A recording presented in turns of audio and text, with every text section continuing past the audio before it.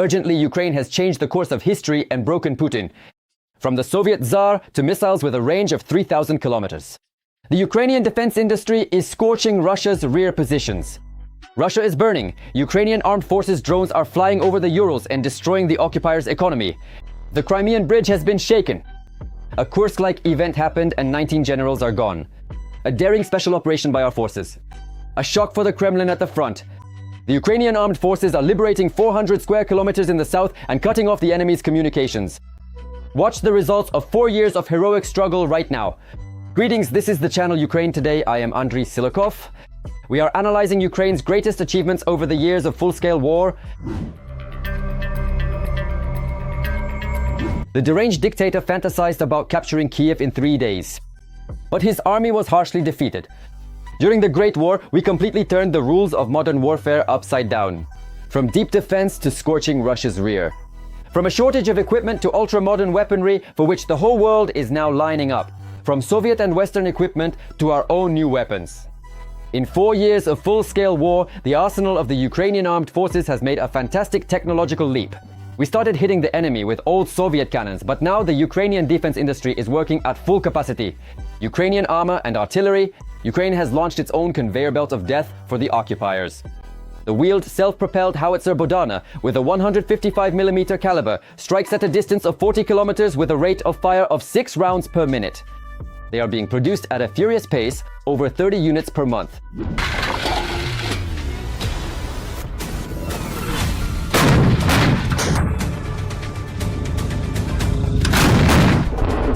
Armored vehicles such as the Busfal, BTR-3, Kazakh-2M, Novator and Varta are also being sent to the front en masse.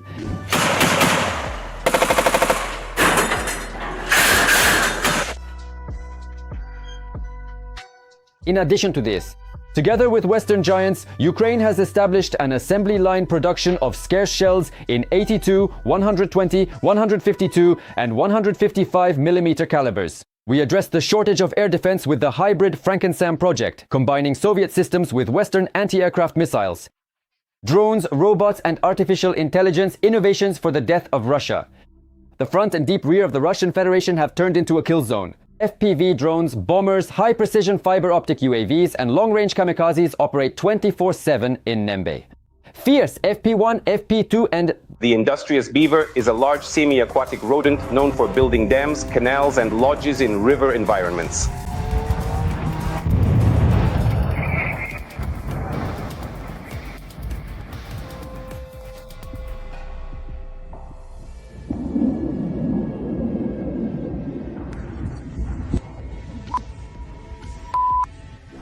At sea, the Russian fleet was destroyed by kamikaze boats Sea Baby and Magora with a range of up to 1,000 kilometers.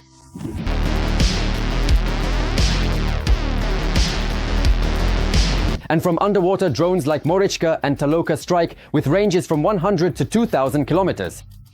On land, roboticized logistic platforms, deminers and combat turrets with machine guns are hard at work.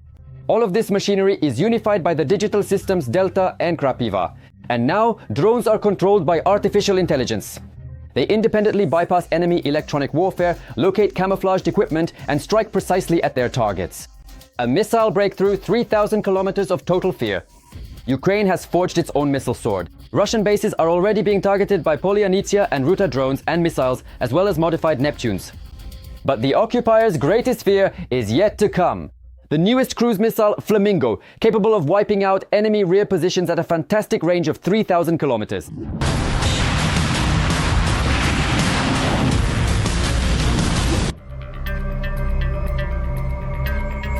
With weapons worth billions, Ukraine is capturing the global market.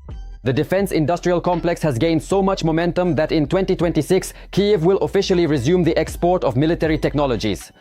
The government has already issued the first licenses and we're talking about deals worth several $1 billion. There is already a line of buyers for Ukrainian developments, which have undergone the toughest combat testing in the world, from the USA, the UK, Germany, and Middle Eastern countries. Ukraine is turning into a global arms magnate, and all the billions earned will be instantly redirected to the front for the complete destruction of the occupying forces.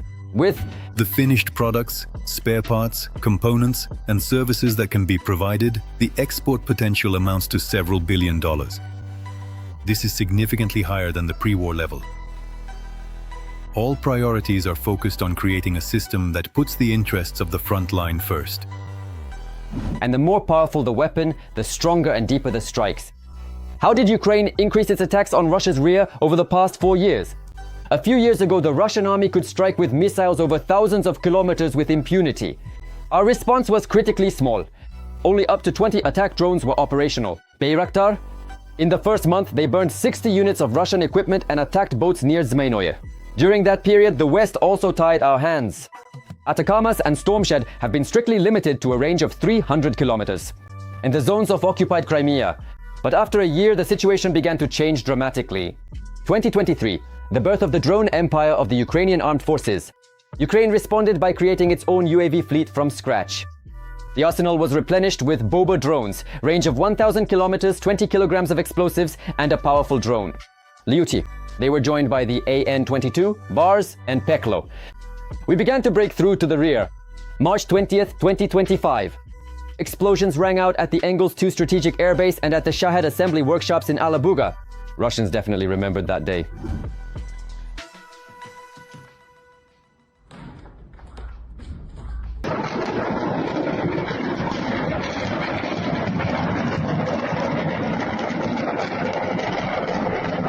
Then we went even deeper, crossing the Urals.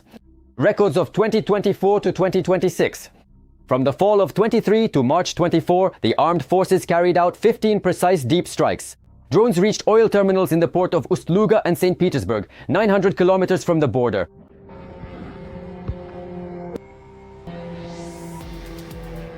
Take the military-industrial complex doctor through Diamond. Show the military-industrial complex how to get through.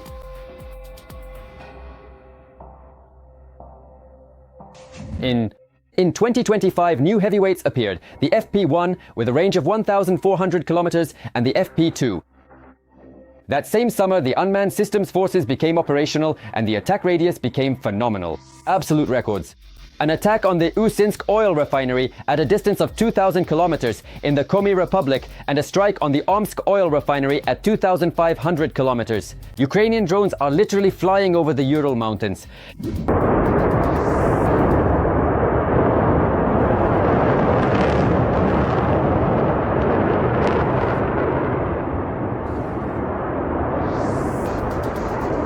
The result: the collapse of the Russian Federation's economy, a loss of about 40% of oil refinery capacity. Ukrainian special services are methodically burning out the Kremlin's oil addiction, starting from the military-industrial complex's factories. The Kazan aircraft plant, the Metafrax enterprise, and the Druzhba oil pipeline have all come under attack. The result is catastrophic for Moscow. In September alone of 2025, our UAVs shut down 38% of all oil refinery capacities in the Russian Federation. A severe gasoline shortage has begun in the country. February 12, 2026, drones once again pierced the air defenses of a dozen regions and set fire to the refinery in Ukhta, 1,700 kilometers.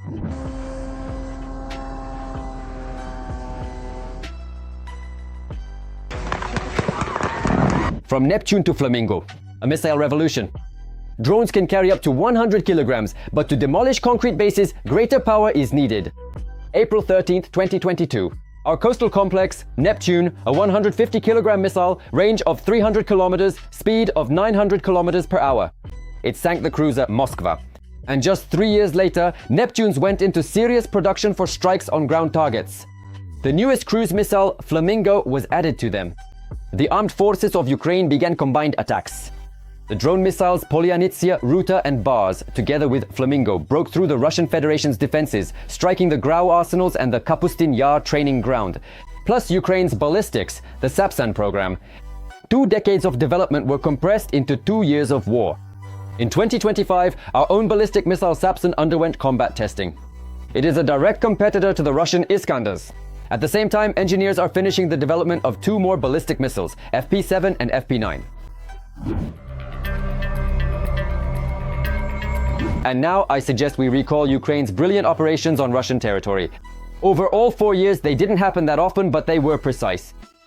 The cherry on top, Operation Web, a breach of Russian aviation from the inside. On June 1st, 2025, the Security Service of Ukraine carried out the boldest air operation in the entire history of the war. Ukrainian kamikaze drones struck simultaneously at 5 military airfields deep in the rear of the Russian Federation, in Olenya, Murmansk, Belaya, Irkutsk, in Ivanovo, Ryazan, Yegoryevsk and Amur regions. The key feature of the operation was that some of the drones were launched directly from camouflage trucks on Russian territory itself. The result was phenomenal. More than 40 aircraft were hit, including strategic A-50s, Tu-95s and Tu-22 M3s, which made up 34% of Russia's entire strategic fleet. The damage for the Kremlin is estimated at an astronomical $7 billion. The destruction of the Crimean Bridge, how the SBU crippled Putin's logistics. The pride of the Kremlin was reduced to a pathetic, wrecked stump. It all began on October 8th, 2022. A brilliant SBU operation personally led by Vasil Maliuk. With the detonation of a disguised truck, 21 tons brought down the spans and set a fuel train ablaze. On July 17th, 2023, the bridge was finished off by Sea Baby naval drones. And the final chord sounded on June 3rd, 2025. The SBU carried out a unique underwater operation, detonating 1,100 kilograms of explosives right on the bridge is powder underwater. The peninsula is isolated. The Russian fleet is cornered. After a series of brilliant attacks, the bridge became unusable for transporting military equipment and weapons. The Russians are in a panic, afraid to even send trucks across it, relying instead on slow ferries. But the Ukrainian armed forces don't even let them breathe there. Just recently, our defense forces destroyed the positions of Russia's 15th Coastal Missile Brigade with their Bastion systems. And the naval forces, with precise strikes, destroyed 2 FSB border guard ships named Okhotnik. Prime targets that were guarding the remnants of the Crimean Bridge for the occupiers have turned into a deadly trap. God loves a trinity, and the SSU always sees its plans through to the end and never repeats itself. Previously, we struck the Crimean Bridge twice, in 2022 and 2023, so today we continued this tradition, this time underwater, against yet another illegal Russian Federation facility. There is no place for them on the territory of our state. That is why the Crimean Bridge is an absolutely legitimate target. The Kursk operation, a blow to the Kremlin's prestige and the buffer zone. The Ukrainian armed forces offensive in the Kursk region has forever gone down in history as the greatest humiliation of the Putin regime. The Ukrainian army broke through the border and at its peak controlled a phenomenal 1,300 square kilometers of Russian territory. The operation had a colossal moral effect, proving to the whole world that it is indeed possible to strike the enemy on their own soil. The armed forces of Ukraine created a powerful buffer, preventing the Russians from breaking through into the Sumy region and stabilizing the northern borders. And of course, we cannot fail to mention the real wave of generals falling in Russia. In 4 years, the defense forces have eliminated quite a few members of Putin's inner circle. The elimination of at least 19 Russian generals has been officially confirmed. They were taken out everywhere. Snipers and artillery on the front lines. Missiles struck rear headquarters. And intelligence services carry out explosions right inside Russia. Following Sukhovetsky, Kutuzov and Chukov. In 2024 to 2025, top officers joined them in the afterlife. The head of the Chemical Protection Troops, Kirillov, the deputy head of the General Staff's Operations Directorate, Moskalik, the deputy chief of the Navy, Gudkov, and the head of the General Staff's Operational Training Directorate, Fanel Sarvarov, who was brazenly blown up right in his own car in Moscow. And these are only the official numbers. The real losses among the Russian General Staff are much higher. Putin's losses at the front are also colossal. Approximately 1,217,810 people. Ukrainian soldiers drive the invaders from our land every day. There's a saying, how you greet the year is how you'll spend it. Russia did not start this year with a frontline collapse, nor did Ukraine with a breakthrough in the south. 400 square kilometers are free. February 26 brought shocking news for the Kremlin. Contrary to all predictions, the Ukrainian army launched a powerful counteroffensive in the south of the country. The result is phenomenal. The enemy's defenses have been breached. 8 settlements have been liberated and control has been regained over an area of up to 400 square kilometers. The successes of the Ukrainian armed forces caused absolute delight in the West. This was stated by German Chancellor Friedrich Merz. In February, Ukrainian defense forces achieved remarkable territorial gains, while the Russian economy is creaking under the weight of sanctions and war. More than we sometimes might assume from our own media. And at the beginning of February, the Ukrainian Ministry of Defense delivered another harsh critical blow. They launched a verification of Starlink terminals. All stolen devices that the Russians were using at the front were completely disabled. A massive panic broke out in the enemy trenches. Communication collapsed, drone control disappeared, and assaults on many sections of the front were instantly paralyzed. However, President Volodymyr Zelensky clearly emphasized the key points. The brilliant breakthrough in the south is solely the achievement of our soldiers, and not just the result of cutting off the enemy's communications. The enemy! Starlink did not affect this particular operation in the south of the country. The liberation of 300 kilometers of our land. The operation began a month before the Starlink situation occurred. The progress achieved is, above all, the result of the work of Ukrainian soldiers, without any technical miracles. Putin is coming apart at the seams. Ukraine is moving toward victory. We have come an incredible way, from desperate defense to having our own ballistic missiles and Russian factories burning beyond the Urals, having destroyed more than 1 million occupiers. We believe in our army and support our soldiers. Glory to Ukraine. 4 years of the Great War and Putin's disgrace. Exactly this many years ago, a deranged dictator launched a full-scale invasion. And what is the result? A total collapse of Putin's illusions and more than 1 million occupiers killed or maimed.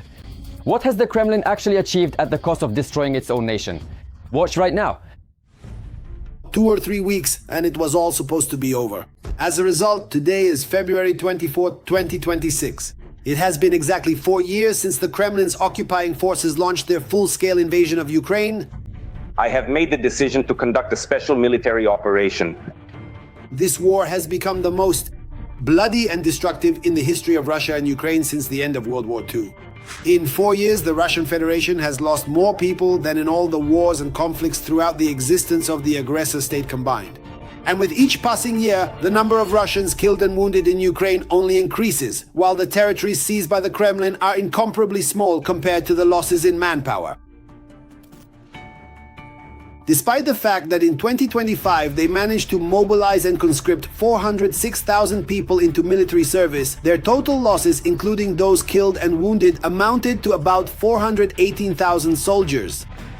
The year 2025 became the first time during the entire war when the losses of the Russian army exceeded the number of new recruits. Losses are increasing while the amount of captured territory is only decreasing. Throughout the entire past year, the Kremlin captured less than 1% of Ukraine's territory. And in just the incomplete month of February 2026, the Ukrainian armed forces have already reclaimed Things are not going so smoothly for the Russians.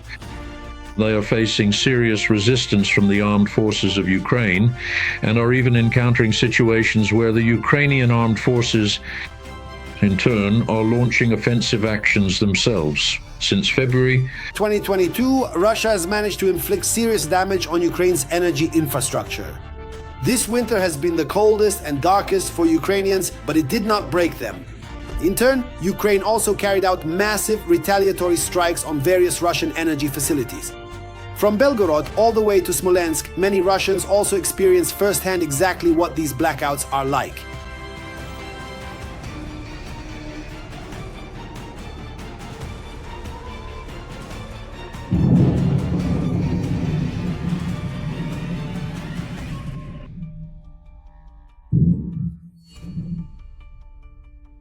Oh, they're bombing us, right?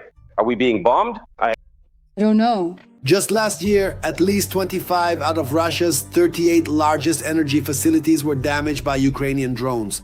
In addition, the harsh winter revealed that Russia's housing and utilities sector is in terrible condition. And all the money goes only to the war, not to repairs. There is a monstrous underinvestment in housing and utilities. It is a well-known fact that all of our national energy infrastructure systems are monstrously and chronically underfunded. Consequently, on a periodic basis, whenever serious accidents occur within various local settlements, it suddenly and unexpectedly turns out at that very moment that there is an old heating plant located there that has not been properly repaired since the Soviet era, or some other similar critical infrastructure failure of that nature. To repair the housing and utility sector in Russian infrastructure, about 10 trillion rubles need to be invested.